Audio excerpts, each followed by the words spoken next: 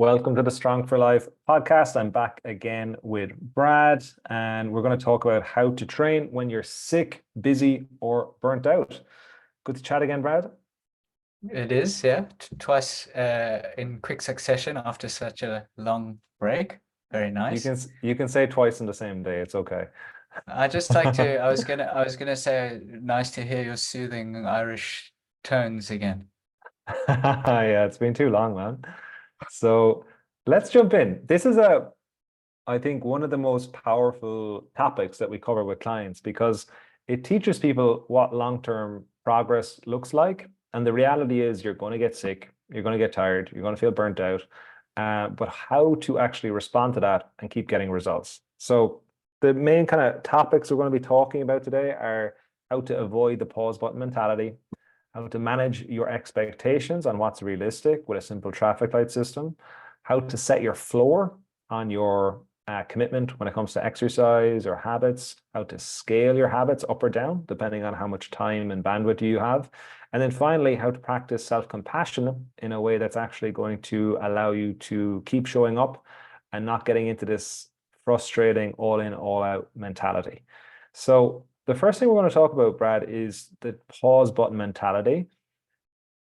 This is, I think, the biggest trap people fall into. Do you want to explain like what this is and how people get stuck in this position? Yeah, pause button mentality is a little bit like all or nothing, right? So you something comes up, a bit of stress, a bit of busyness in your schedule, sickness, and you stop everything. You hit the pause button, and you wait for that time to pass, and then you pick it up your activities again, and you kind of create this. Obviously, then the next time something happens, you hit the pause button again, and so you make this very short-term progress that stopped, and you kind of lose that progress, or at least you don't add anything to it, and you kind of in this, I want to say stunted, but you're kind of not allowing yourself to progress that you could do if you just adjusted your expectations. And instead of hitting the pause button,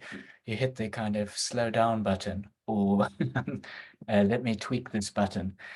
So yeah, basically trying to get through this idea of, instead of stopping everything, going, okay, well, if I had usually do 5 times a week of training, I'm feeling sick, maybe what I'll aim for is 1 to 2 sessions that are scaled right back to 15, 20 minutes as opposed to 45, something like that. So finding a way that allows you to keep going at the ability that your body or your circumstances are allowing. Yeah, this is exactly what came up when I was talking to Steve Cam from Nerd Fitness, and he's coached over 15,000 people in the last 15 years with Nerd Fitness. So it's one of the biggest fitness companies in the world. And he said the biggest trap people fall into is they think that things are going to calm down. And when they calm down, then they'll be able to do all the things that they've been putting off. And he's like, in general, things just kind of get a bit more confusing and complicated in life. And that just never actually happens. So you end up just wasting time doing nothing. And if you're someone who has a life that has variables that make training consistently hard, you're probably like everyone else in the world. And the people who are able to train consistently, they've just figured out how to make it work for their life specifically. So that's really the magic for the people who actually turn this into a routine and a lifestyle versus those who don't. Like Brad said, like sometimes the initial commitment is just way too high. So then you feel like I need to do that, but then sure, if I can't do that, well, I need to wait until I'm able to do that again, which might be in 3, 6, 12 months or never. And you never get the compounding returns of habits and of training. And that's by just being able to turn this into something that you do. You've done it for a month, now you do it for 3 months, now you do it for 6 months, 12 months, 24 months, 36 months, 48 months, so on and so forth. And it's like the stock market, like you start getting increasingly better results the longer you stay in, without just, pulling everything out and losing all your money or whatever. So that's the biggest thing, is just understanding that pausing is not actually conducive to getting results. It's just actually scaling things down, which we're going to go through in later slides or topics. The next thing to be aware of, though, before we go into more, I guess, tactical stuff, is actually managing expectations. So what we like to use is a simple traffic light system. And this system allows you to just objectively look at like what is actually going on in your life and what's actually feasible. And then based on that, you can make a better plan around what's realistic. So Brad, do you want to go through like that traffic light analogy and some examples of each light for people? Sure. Yeah. So obviously, green, amber, red, normal traffic light.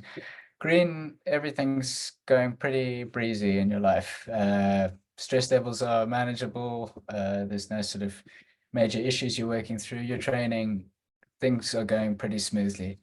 Ambers, maybe when you need to go, okay, well, I can't quite perform as optimally as before. I might need to make a few adjustments. Maybe that's like shortening my workouts or dropping one workout in favor of, devoting time to a different task that requires my attention. So your situation is such that you're not quite as smooth flowing as green. You're going to have to make some adjustments. And then red, obviously, as to be expected, is things are pretty dire. Maybe you're very sick. Maybe someone in your life is very sick. Maybe you've got a huge amount of work stress, whatever it may be. And this is what we're going to get to. Kind of mentioned at the beginning about setting your floor, which is another phrase, is managing your hell week. So just making some kind of understanding, or I don't want to say deal with yourself, but being able to say, okay, well, when my life is in a red light phase or stage, what can I reasonably and achieve? What can I reasonably expect from myself? So it's just scaling back. Green, you're good to go. Amber, you're going to need to make some tweaks. And red, you're going to have to seriously consider what you need to just get through this period. Yeah, that's a great overview, man. And like in general, you'll get about roughly 12 weeks of green light a year if you're lucky. And then the rest of the time is going to be amber or red. Hopefully, sometimes you mightn't have any red light events in your life. Sometimes you will, unfortunately. But you want to think about like 75% of the time, things are not good. Is like it's not ideal. So like Brad was saying, like getting an idea of, okay, what's going to be realistic during that phase, which is kind of most of the time. And then when it is green light, you can really ramp things up.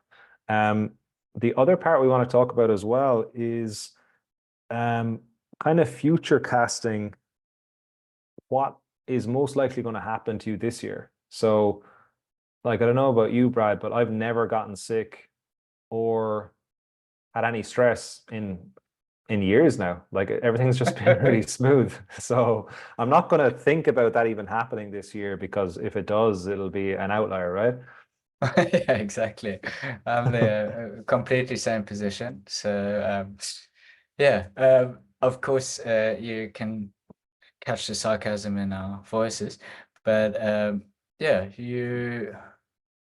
it's unrealistic to expect that it's going to be all smooth sailing. So often, well, not often, but it depends. Maybe the kind of work you have, or maybe your kids. I'm sure with kids, it becomes a lot more difficult to predict. But say, if you've got a job where certain periods of the year are more stressful than others, that's an opportunity for you to plan ahead.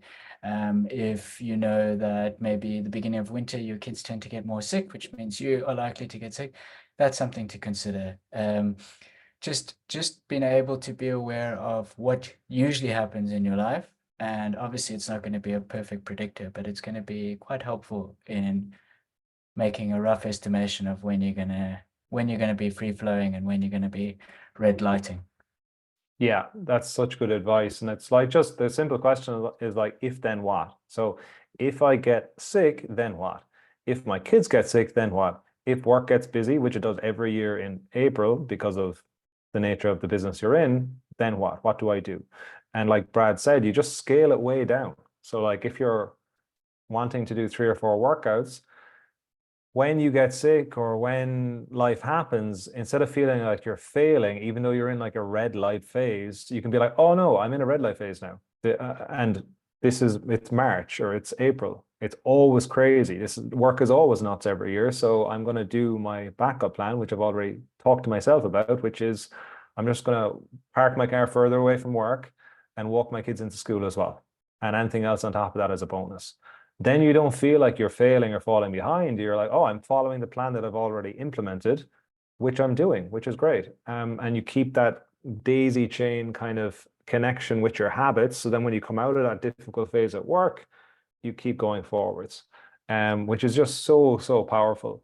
But like, just to give you a bit more of a visual as well, there's like this, we're going to use like exercise or movement as an example on how you could like scale your exercise commitments up and down, kind of like a temperature dial, depending on how much bandwidth and availability you have on a weekly basis. So, Brad, do you want to like maybe talk about someone who's like they're operating like what would be like just say someone, you know, they're probably at like a 6 or a 7 or an 8. Most people, that's kind of what they're aiming for in their green light phase. And then you can maybe explain how they would dial that down to like a 1 or a 2 or a 3. Okay.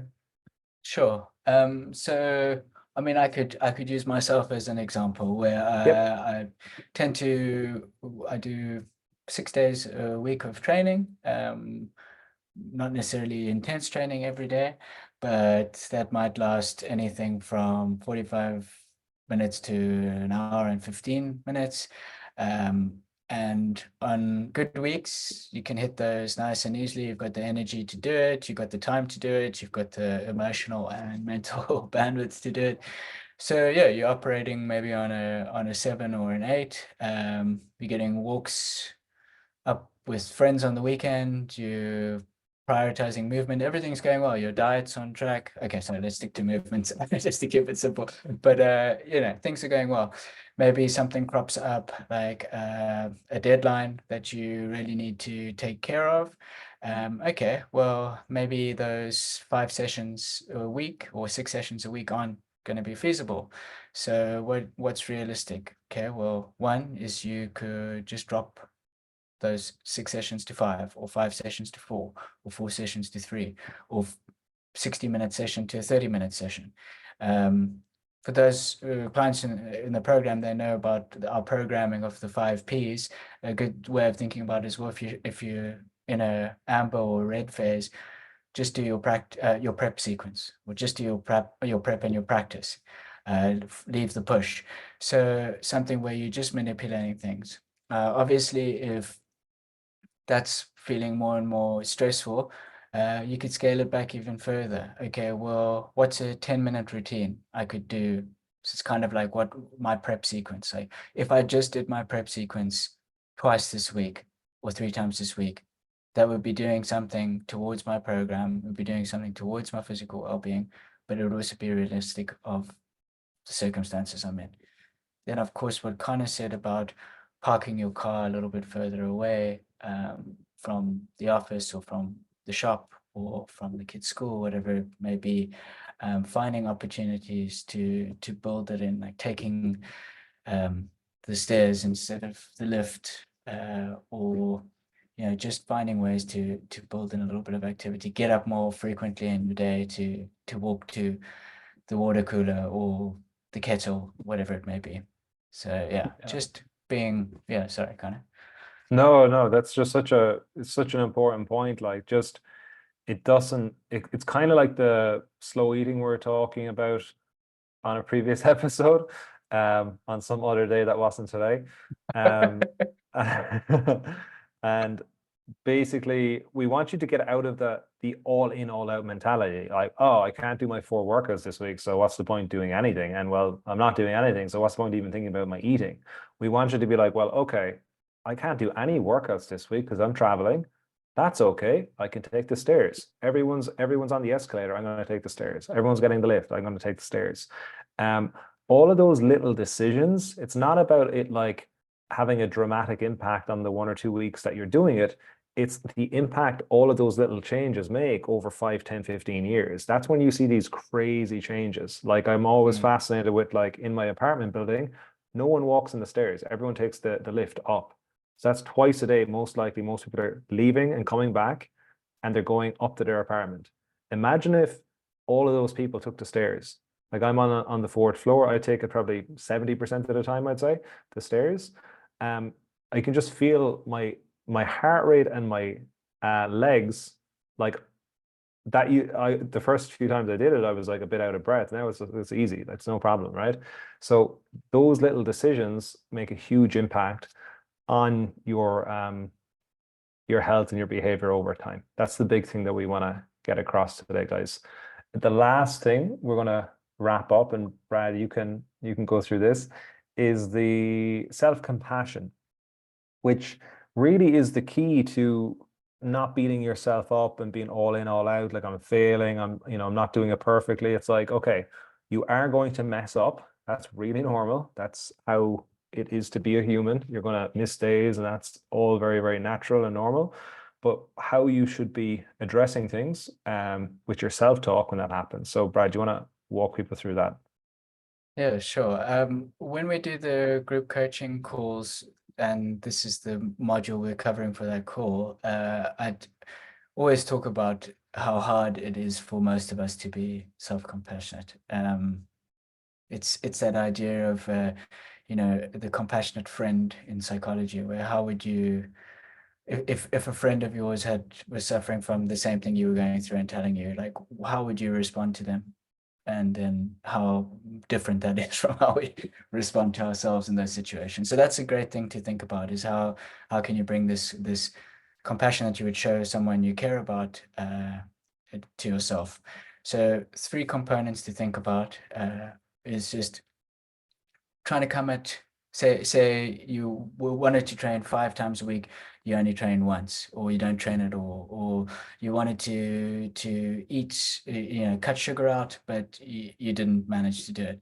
So instead of coming at that situation as like, oh, can't believe I've done this, now I must punish myself for it, I must, do whatever kind of punitive behavior, try and come at it with a sense of understanding. Okay, well, what's happening that's making this hard for me? Why do I think that, I'm not necessarily achieving what I want to do? Is it environmental? Is it a mindset shift? So bringing this kind of curiosity and understanding to your behavior. The second part is finding a sense of common humanity. It's like Connor said, we're all human. It is a completely normal thing to quote unquote mess up as a human. We're not going to achieve all the things we want to do. We're not going to live the way we want to live the whole time. We all know this, but it's hard to bring that into picture when we're not feeling compassionate towards ourselves, or when we're chastising ourselves. So come at it with understanding and think, everybody goes through this, or if not this exact same thing, something very similar.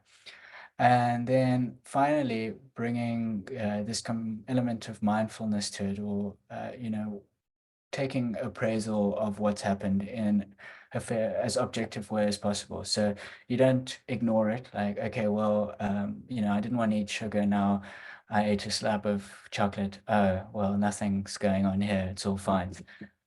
You don't want to do that. You also don't want to go, oh, well, I've had a slab of chocolate, I'm worthless and I deserve to die. You don't want to do that. And you don't want to think of this as like a failure that's intrinsic to you as a person. It's just something that's happened, and it's something that you can avoid doing again by creating the right kind of structures, environmental, mindset, behavioral cues. So yeah, bringing these 3 components, piecing them together to remind yourself that you're just you and you're trying your best. Yeah, well said, man. So basically, like self-kindness versus self-criticism, like Brad was saying, like talking to a friend, try and speak to yourself like you'd speak to your friend. Common humanity, which I think is such an important one, versus isolation. So common humanity, like everyone makes mistakes. There's actually probably thousands, if not millions of people feeling exactly how you feel out there right now for something similar. So you're not isolated, you're not by yourself. And then the final one is mindfulness versus over-identification. So becoming more aware of maybe a pattern or behavior versus like, oh, this is just the way I am. I'm stuck. I'm in this fixed mindset state and there's nothing I can do about it. Versus, as Brad said, being more curious about it and seeing, okay, what led to this? Like, have I been really stressed at work? Is that why I blew out my diet on a Friday night? Maybe I can ease my stress throughout the week for next week and see if that makes me less like in a position that I don't want to stress eat as much on a Friday, as an example. So that is everything, guys. Hope this was helpful to break this down for you. And any questions, you can contact me on Instagram at Conor O'Shea Fit. And if you're a client, you can ping me in the client group as well.